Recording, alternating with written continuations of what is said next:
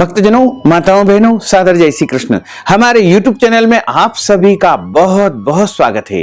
मैं हूं आपके साथ आचार्य धर्मेंद्र शास्त्री।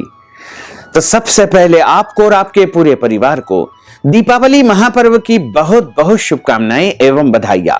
माता महालक्ष्मी जी एवं भगवान कुबेर जी का भरपूर आशीर्वाद आप सभी के जीवन पर सदैव बना रहे। सुखी रहें आप, स्वस्थ रहें, व्यस्त रहें और मस्त रहें। आज हम आपको बताने जा रहे हैं कि इस बार दिवाली की अमावस्या के दिन सूर्य ग्रहण होने जा रहा है और यह सूर्य ग्रहण एक राशि वालों को विशेष फायदा देने वाला है। यानी राहु और केतु इस एक राशि वाले के ऊपर सबसे अधिक धन लुटाएंगे। इस एक राशि वालों को सबसे अधिक फायदा होगा, क्योंकि कहा गया है कि यद ब्रह्मांडे तत्पिंडे, यद पिंडे तत् ब्रह्मांडे, यानी ब्रह्मांड में होने वाली प्रत्येक घटना का असर मनुष्य के ऊपर अवश्य ही होता है।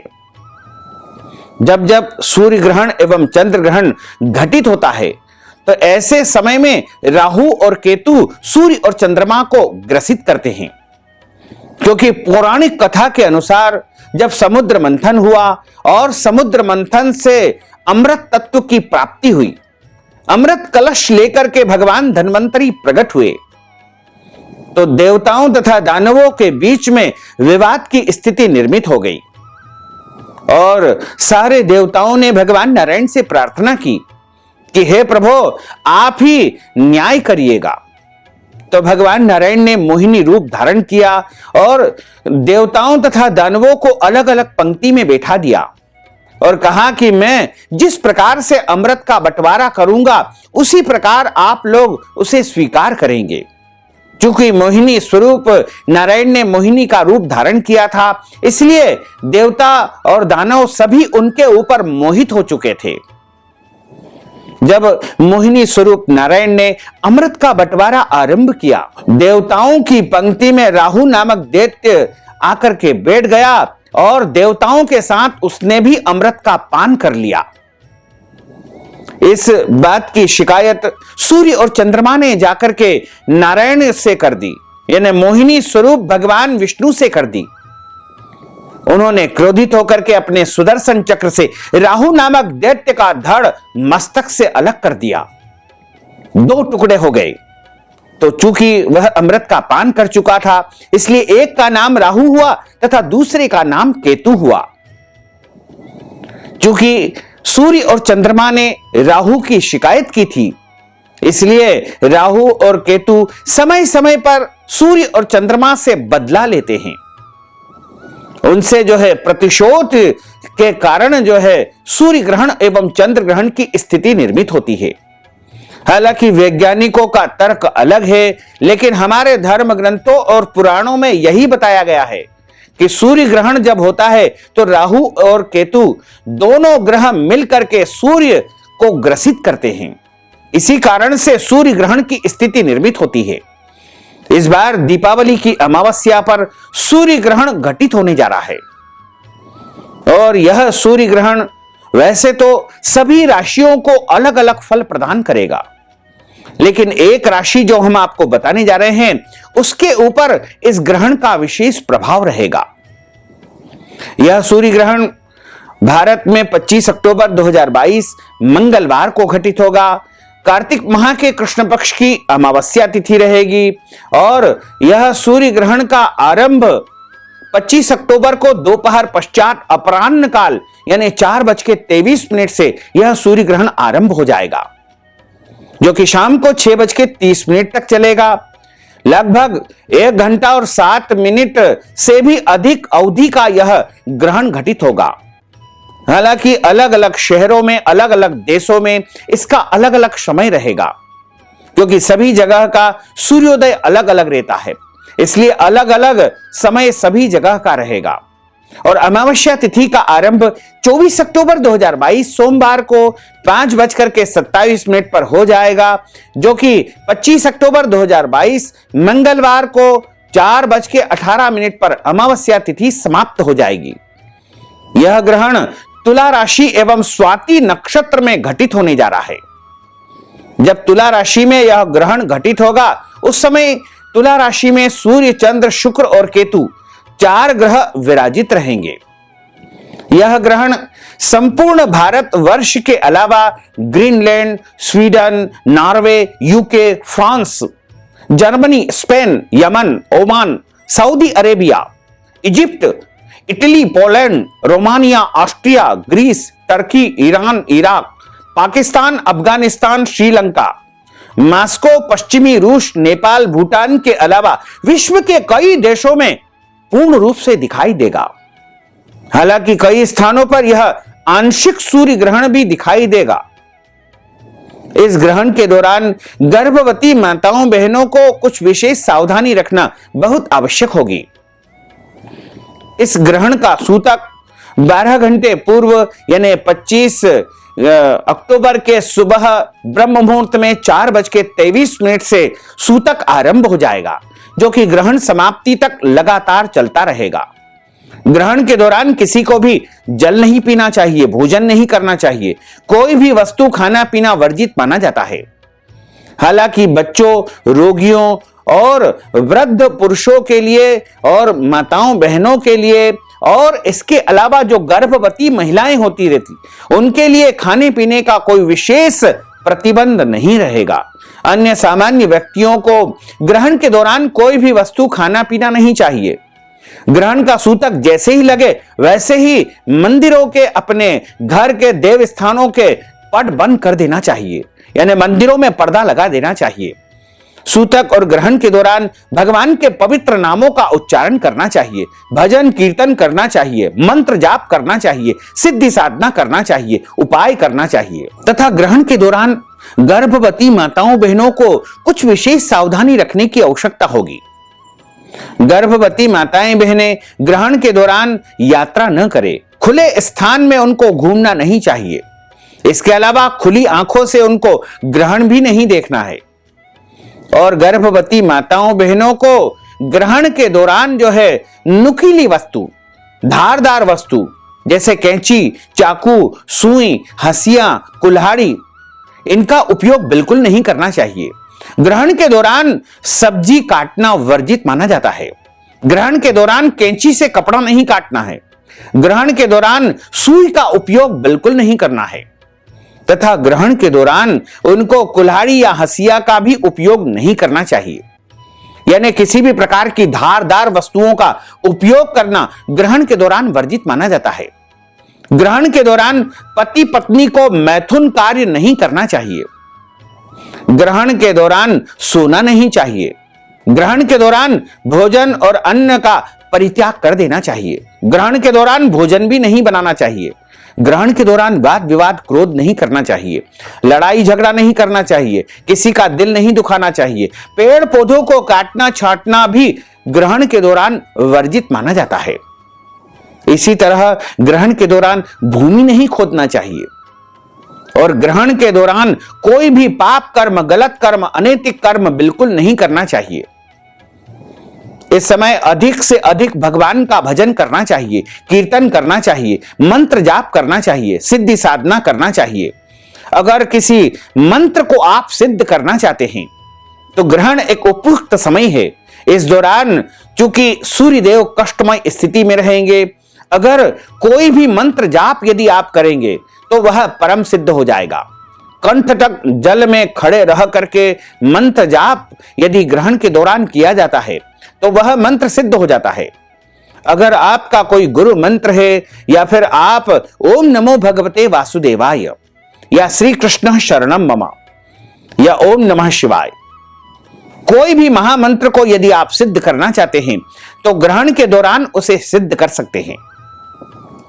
सूर्य ग्रहण का 12 राशियों के ऊपर अलग अलग प्रभाव होगा। ग्रहों की स्थिति की यदि हम सबसे पहले विवेचना करें, सूर्य ग्रहण के दौरान इस बार 2 लग्न रहेगी। पहली है मीन लग्न तथा दूसरी जो है मेष लग्न रहेगी। तो ग्रहण का जो प्रारंभिक लग्न काल होगा वह मीन राशि में घटित होगा।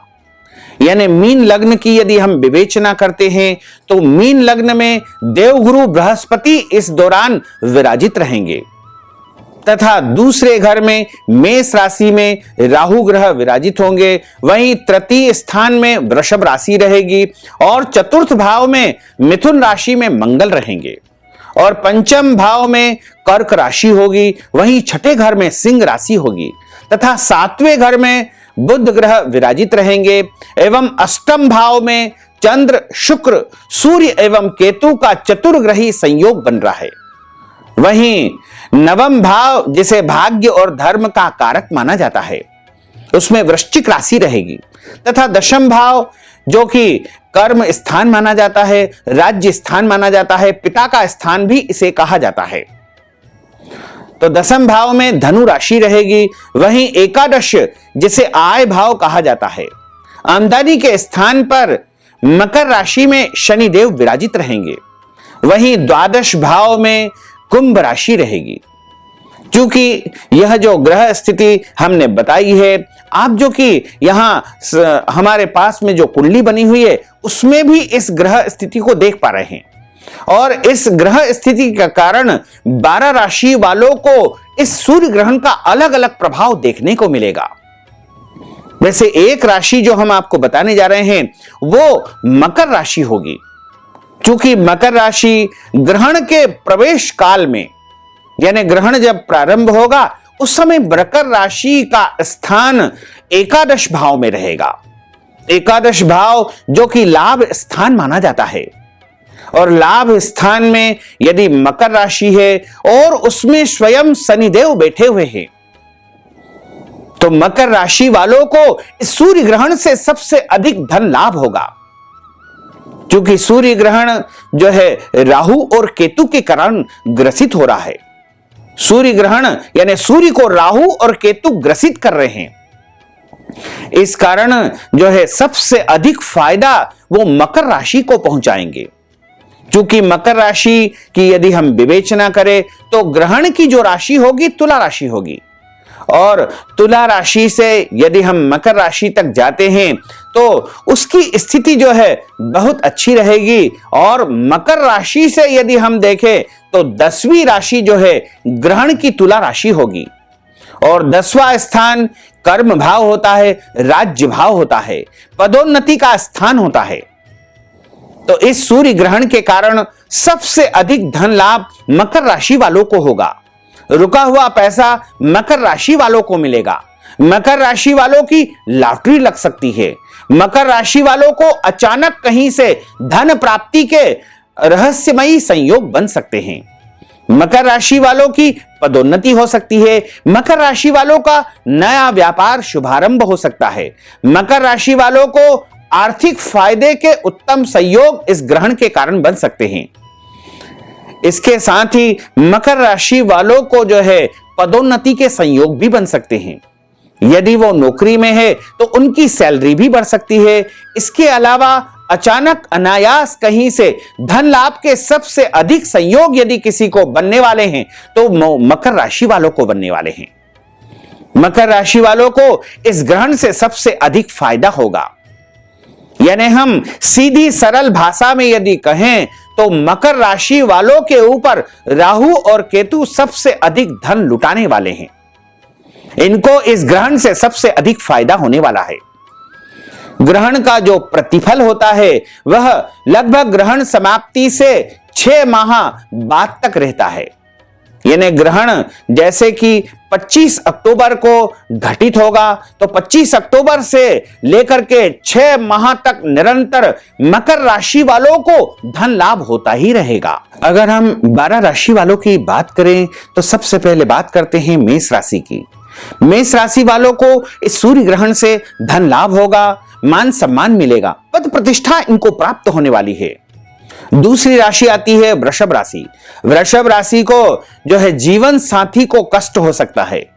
यानी वृषभ राशि वाले व्यक्ति के पति अथवा पत्नी को जो है शारीरिक कष्ट हो सकता है, मानसिक कष्ट हो सकता है, तनाव और दबाव की स्थिति इनके जीवन साथी के ऊपर निर्मित हो सकती है। अब हम बात करते हैं मिथुन राशि की। मिथुन राशि वालों को शुभ समाचार मिलेगा, शुभ संकेत इनको प्राप्त हो सकता है। खुशखबरी इनको मिलने वाली है और ऐसा कार्य इनका होने वाला है जिसकी कभी भी इन्होंने कल्पना ही नहीं की थी। अब हम बात करते हैं कर्क राशि की। कर्क राशि वालों को इस सूर्य ग्रहण के कारण मान मिलेगा, सम्मान मिलेगा, यश मिलेगा, पद मिलेगा, प्रतिष्ठा मिलेगी, नया काम, नई जिम्मेदारी इनको प्राप्त हो सकती है। अब हम बात करते हैं सिंह राशि की। सिंह राशि वालों को इस ग्रहण के कारण मानसिक तनाव, दबाव की स्थिति निर्मित होगी। वाद विवाद भी इनका किसी के साथ हो सकता है। अब हम बात करते हैं कन्या राशि की। कन्या राशि वालों को इस सूर्य ग्रहण से सम्मान मिलेगा। इसके अलावा नया पद, नई जिम्मेदारी प्राप्त हो सकती है। यदि राजनीतिक क्षेत्र में है तो उच्च पद प्राप्ति के उत्तम संयोग इनके लिए बनने वाले हैं। अब हम बात करते हैं तुला राशि की। तुला राशि वालों को शारीरिक कष्ट हो सकता है, मानसिक तनाव और पारिवारिक क्लेश की स्थिति इनके लिए निर्मित हो सकती है। अब हम बात करते हैं वृश्चिक राशि की। वृश्चिक राशि वालों को धन हानि के संयोग इस ग्रहण के कारण बन सकते हैं। अब हम बात करते हैं धनु राशि की। धनु राशि वालों को धन लाभ के साथ साथ मान सम्मान, पद प्रतिष्ठा के उत्तम संयोग बनने वाले हैं। अब हम बात करते हैं मकर राशि की। हम पहले ही आपको बता चुके हैं कि इस सूर्य ग्रहण के कारण मकर राशि वालों को सबसे अधिक फायदा होगा। मकर राशि वालों को सबसे अधिक धन लाभ होगा। मकर राशि वालों को पद प्रतिष्ठा, व्यापार में उन्नति का उत्तम संयोग बनने वाला है। अब हम बात करते हैं कुंभ राशि की। कुंभ राशि वालों को यदि वाहन चलाते हैं तो वाहन से सावधानी रखने की आवश्यकता है, क्योंकि किसी भी प्रकार के चोट या आघात की संभावना उनके लिए प्रबल बन रही है। इसलिए वाहन चलाने में उनको बहुत ही सावधानी बरतना चाहिए। अब हम बात करते हैं मीन राशि की। मीन राशि वालों को क्लेश हो सकता है, वाद विवाद की स्थिति निर्मित हो सकती है, लड़ाई झगड़ा हो सकता है। इसलिए इनको लड़ाई झगड़ा, वाद विवाद से बच करके रहना चाहिए। इसी में इनका फायदा होगा। अगर आप ग्रहण के दौरान शुभ परिणाम प्राप्त करना चाहते हैं तो आपको ग्रहण के दौरान भगवान सूर्य देव को नमस्कार करके उनकी आराधना करना चाहिए।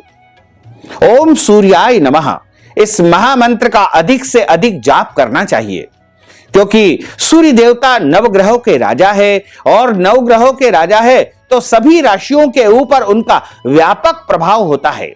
इसलिए सूर्य ग्रहण के दौरान यदि सभी राशि वाले भगवान सूर्य देव की आराधना करेंगे, उनका नाम उच्चारण करेंगे, तो निश्चित तौर से सूर्य देव की कृपा रहेगी और आपके ऊपर किसी भी प्रकार का कोई अशुभ फल या अशुभ परिणाम देखने को नहीं मिलेगा।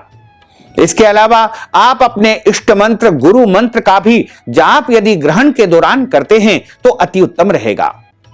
लेकिन ग्रहण के दौरान आपको भगवान का स्पर्श नहीं करना चाहिए, पूजन कार्य नहीं करना चाहिए। भगवान का पट बंद करके और कुशा के आसन पर बैठ करके या कंबल के आसन पर बैठ करके जल का पात्र रख करके, जल के पात्र में तुलसी पत्र, कुशा रख करके, सामने शुद्ध घी का दीपक लगा करके और मंत्र जाप करना चाहिए। मंत्र जाप आप तुलसी जी की माला से कर सकते हैं, स्फटिक की माला से कर सकते हैं, कमल गट्टे की माला से कर सकते हैं, रुद्राक्ष की माला से कर सकते हैं, चंदन की माला से भी आप मंत्र जाप सिद्धि साधना उपाय कर सकते हैं। तथा ग्रहण समाप्ति के बाद सभी को स्नान करना चाहिए और स्नान करने के बाद अपने घर के देवी देवताओं को नहला करके यानी स्नान करवा करके शुद्ध और धुले हुए वस्त्र उनको पहनाना चाहिए। उसके बाद उनको चंदन का तिलक लगाएं या कुमकुम का तिलक लगाएं और पुष्प और भगवान नारायण को तुलसी पत्र चढ़ाएं, गणेश जी को दुर्वा चढ़ाएं, भगवान भोलेनाथ जी को बिल्व पत्र, शमी पत्र अर्पण करें तथा भगवान को आप धूप दीप दिखा करके नैवेद्य लगाएं, ताजा भोजन बनाएं और इस ग्रहण की समाप्ति के बाद दान पुण्य भी अवश्य करना चाहिए, क्योंकि ग्रहण के बाद दिया गया दान अनंत गुना फल को देने वाला होता है।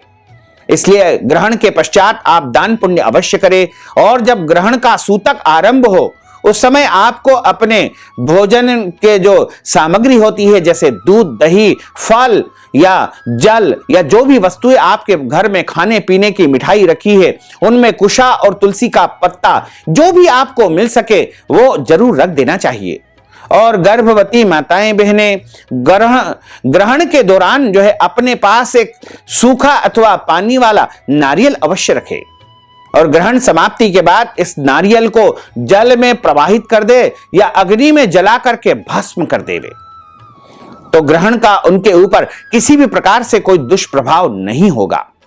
तो भक्तजनों, माताओं, बहनों, हमने जो ज्ञानवर्धक जानकारी आपको प्रदान की है उसको आप अधिक से अधिक लोगों को शेयर करिएगा, लाइक करिएगा, कमेंट करिएगा और यदि अभी तक आपने सब्सक्राइब नहीं किया है तो अभी और इसी समय सब्सक्राइब अवश्य कर लीजिए।